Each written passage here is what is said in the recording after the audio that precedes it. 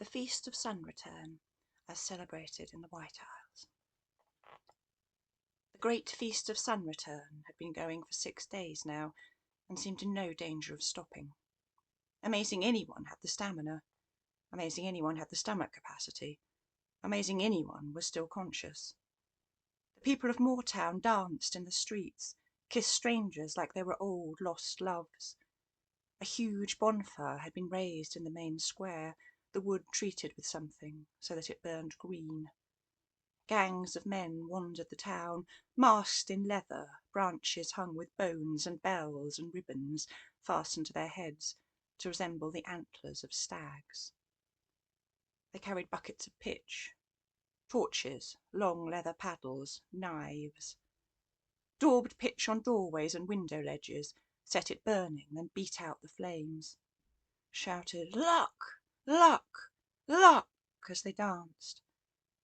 On the crag above the city, the high towers of Mathelelane were hung with golden banners, sewn with golden bells that chimed night and day.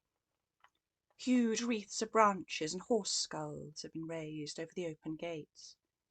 Bonfires were lit in the courtyards, on the walkways at the top of the great outer walls. There, too, the smoke was greasy, the flames green and too bright. The town had been snowbound since the first day of sun return, twinkling pretty and clean. People went out on sleds or skated down the frozen waterways. The court had ridden out, the second night of the feasting, to hold a dance on the ice. Not much of a man for ice and snow himself, Tobias, being Amish born and bred and feeling the cold more than he'd like now. But gods, it was beautiful. He'd watched some girls out skating on the river, and that had been a very fine sight.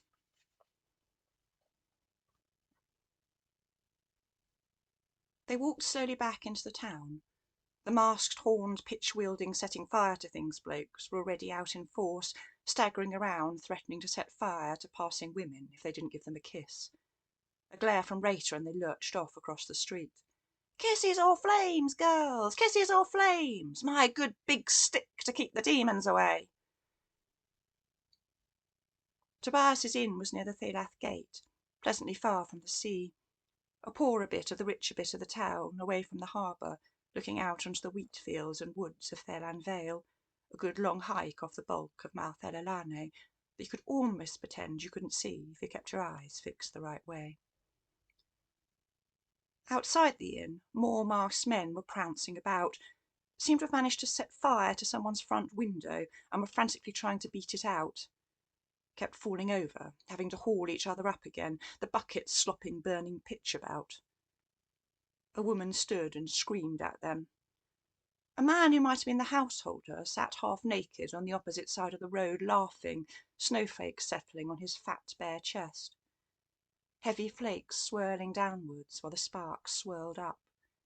Soot-stained faces, sweat smell, the shadows of horns and talons lurching back and forward. Someone shouting, "Kisses or flames!" Inside the inn, a woman was crawling across the common room floor with her skirts over her head, showing up off her arse. 2 men wrestled until one fell over with a crack. Voices roared out a song about the king and his big, big sword. Nice, respectable place. It's barely past midday, thought Tobias. I haven't even had lunch yet.